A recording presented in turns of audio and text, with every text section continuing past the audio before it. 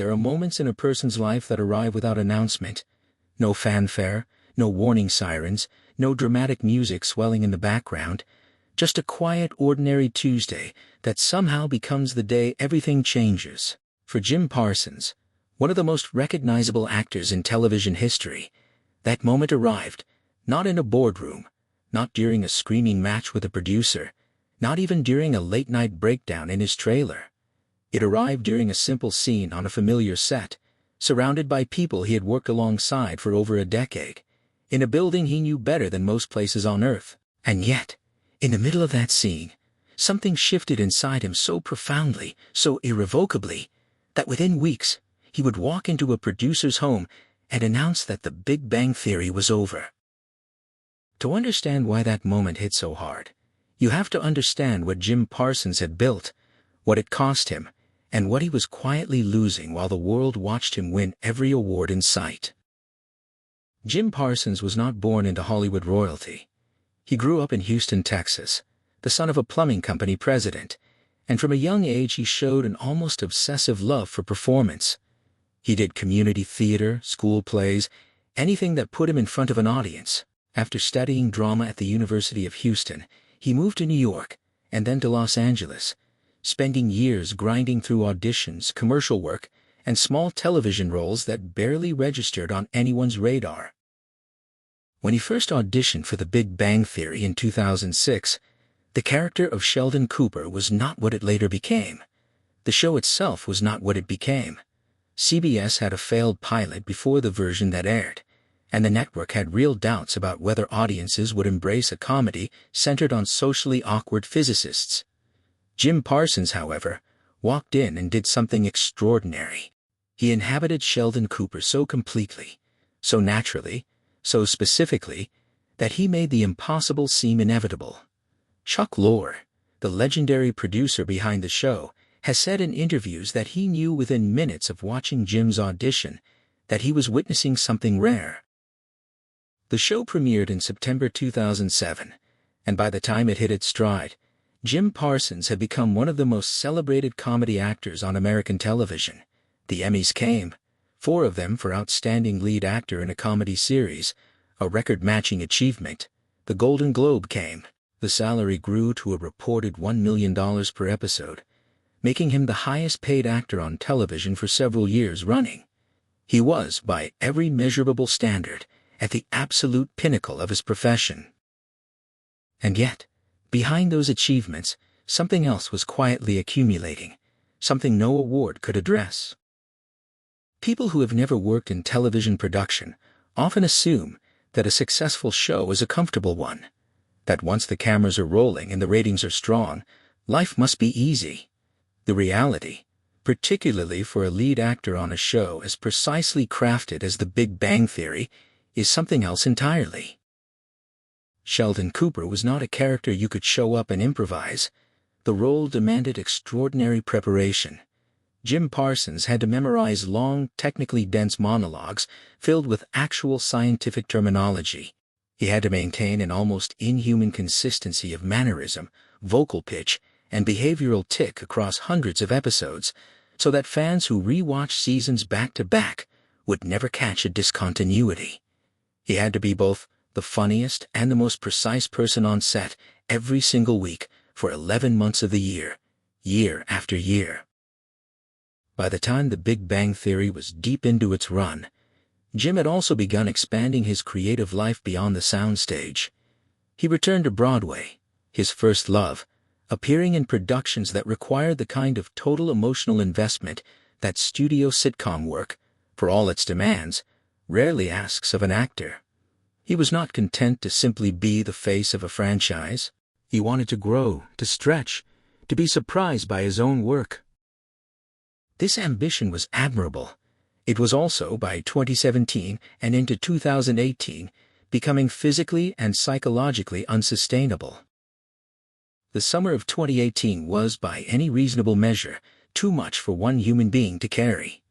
Jim had committed to a Broadway revival of The Boys in the Band, a landmark American play about a group of gay men gathering for a birthday party that slowly descends into brutal emotional honesty. It is not light material. It demands everything from its performers every single night. Jim was performing 8 shows per week in New York, while simultaneously filming The Big Bang Theory in Los Angeles, flying back and forth across the country, on a schedule that would have exhausted an athlete in peak condition. The logistics alone were staggering. Red-eye flights, early morning call times, lines to memorize on planes. The kind of schedule that turns your body into a machine you are slowly running out of fuel to operate. But the physical exhaustion was not the deepest wound of that summer. The deeper wound was grief. Jim and his husband Todd Spiewak had 2 dogs they had shared for years, companions that had been present through nearly all of Jim's rise to stardom. These were not simply pets. In a life defined by cameras, crews, public attention, and professional obligation, a beloved animal offers something almost nothing else can: a relationship entirely without performance. They loved him for nothing he had accomplished. They simply loved him. By that summer, one of those dogs was 14 years old and fading. Jim could feel it every time he came home. The dog that had known him through his earliest television work, through his first Emmys, marriage, and an entire adult life was approaching the end, and Jim was not there. He was in the air between coasts. He was on stage becoming another person. He was on set being Sheldon Cooper, and somewhere in the back of every waking hour was the quiet terror that the dog might die while he was away, pretending to be someone else. There is a moment that Jim has described in various interviews that functions almost like the inciting incident of a film. He had flown back from Los Angeles, exhausted in that deep cellular way that sleep alone cannot fix, and taken his dog out for a short walk. It was supposed to be routine, a few minutes outside, a simple errand before he had to be somewhere else, because there was always somewhere else to be. He looked at his dog and really saw, the animal's frailty, the slowness, the confusion of old age, and something in Jim simply collapsed. He stood there and wept, not the polite, controlled crying of someone who has decided to let themselves feel a feeling for a moment. He broke open. His husband was there, reminding him gently that obligations were waiting, that a commercial crew had rearranged their entire day around Jim's impossible schedule, that people were depending on him, and Jim, who had spent his entire career being the person everyone could depend on, could not stop crying. This is the scene that most retellings of his departure from The Big Bang Theory tend to gloss over in favor of more dramatic narratives. There was no screaming. There was no ultimatum. There was just a man standing in a park, weeping over a dog, and recognizing in that moment how completely he had surrendered control of his own time, his own presence, his own life. The dog died shortly after. Jim and Todd made the decision to let him go peacefully at home, which was the kindest ending. But grief does not respect a production schedule. Within days of his dog's death, Jim was back on Broadway. The show went on, as it always does. He made his entrance, delivered his lines, occupied the stage with the total professional commitment he had always shown, and then, mid-performance, he felt something give way in his foot, a sharp, specific pain that he recognized immediately as more than muscle fatigue. He finished the show anyway. Of course he did. That is what professionals of his caliber are trained to do, what they tell themselves they must do, what the culture of performance demands of them. You do not stop a live Broadway show because your foot hurts. You finish the act, and you deal with the damage afterward. At the hospital, examining the X-rays, Jim sat with the particular silence of someone whose body has finally sent a message that cannot be ignored. He was injured. He had been injured for hours and had kept going because stopping felt impossible, because his entire identity had become so thoroughly fused with his obligations that he had momentarily forgotten he was a person with physical limits, not a machine with interchangeable parts.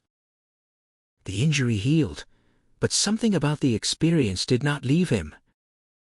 Jim Parsons was born on March 24, 1973. His father, Milton Parsons, died suddenly in 2001, killed in a car accident. He was 52 years old. Jim was 26 at the time, young enough that the loss had the particular devastation of a premature ending, of a conversation that would never be finished, of a future that simply vanished. By the summer of 2018, Jim was 45 years old, and somewhere in the accumulating exhaustion and grief and physical damage of that season, he did the math that he had perhaps been avoiding for years. When The Big Bang Theory's 12th season concluded in 2019, Jim would be 46. His father had died at 52. That was 6 years. 6 years between Jim at the end of his run on the show and the age his father never reached. 6 years was not an eternity. 6 years was a short answer to the question, how much time do you have? This is not a thought that can be argued away with statistics or rational reassurance. Jim has spoken about it in interviews with a kind of directness that belongs to someone who has made peace with a difficult truth. He was not being morbid. He was being honest. He had watched what happened when a life got cut short without warning, and he was standing at a point in his own life where that possibility was no longer abstract. And he was spending those potentially limited years in a way that had begun to feel less like living and more like obligation. He was not unhappy with Sheldon Cooper. He was not resentful of The Big Bang Theory. He was not angry at anyone on the show. He simply looked at the calendar, thought about his father, and understood something that could not be understood. And then there was the scene. Jim has not named a single specific scene in interviews as the moment he decided to leave. That kind of narrative tidiness rarely reflects how human decisions actually work, but those close to the production have described a period in filming during which Jim was visibly different on set. Not difficult, not cold, simply somewhere else, even while he was perfectly present, like a man who has already made a decision and is now simply living out the remaining days before it becomes official. The scene, in the way Jim has discussed the period, was less a single moment and more a category of experience. It was the accumulation of hundreds of mornings arriving on a set he had walked onto 1,000 times before, sitting in a chair he knew precisely, saying words he had said versions of for 11 years, and feeling something that had once thrilled him now landing with the flat weight of repetition. Not boredom exactly, something more like completion, the particular feeling of an artist who has done what they came to do and is now simply maintaining. There is a specific kind of suffering that comes from continuing past your authentic stopping point. It is not dramatic. It produces no visible symptoms that anyone outside can easily identify. The work still gets done. The quality is still there. The professionalism is unimpeachable. But inside, something essential has gone quiet. The curiosity, the hunger, the sense of genuine discovery that makes creative work feel like living rather than labor. When that goes quiet and you keep going anyway, you begin performing your own life in a way that makes everything feel slightly unreal. Jim Parsons arrived at that place sometime during the filming of what would become the show's final season, and when he arrived there, he recognized it for what it was. He went to Chuck Lorre's home on a Sunday. That particular detail matters. Not a production meeting, not a formal sit-down in an office, a Sunday visit, the kind of conversation that says this is personal, and it deserves to be treated that way. Jim explained everything. The exhaustion, the grief, the injury, the arithmetic of his father's age and his own, the feeling that had settled over him on set, the sense that if he had any years left in which to discover what else he was capable of, he needed to begin finding out now. Chuck Lorre has spoken publicly about this conversation with enormous respect. He did not try to change Jim's mind. He did not offer money or reduce schedules or any of the practical solutions that get deployed when a studio wants to hold on to a star. He listened, and he understood, and he acknowledged what both men already knew, that The Big Bang Theory was Sheldon Cooper and Sheldon Cooper was Jim Parsons, and that without Jim, there was no show worth continuing. The decision was made quietly, between two people who had built something extraordinary together and were now agreeing to honor it by ending it properly. What happened next was more complicated, emotionally. Jim gathered his castmates in his dressing room. Johnny Galecki, Kaylee Cuoco, Simon Helberg, Kunal Nayar, Mayim Bialik, Melissa Rauch. People he had spent more than a decade alongside. People who had watched him become who he was, and whom he had watched become who they were. People who had cried at each other's weddings, celebrated each other's children, survived the particular intensity of a long-running hit television show together. He told them he was done. The room went silent before the crying started. Johnny Galecki later spoke about the emotional complexity of the moment, including the fact that Jim had spoken to the producers before the cast, which stung in the way that betrayals by people you love always sting even when you understand why they happened.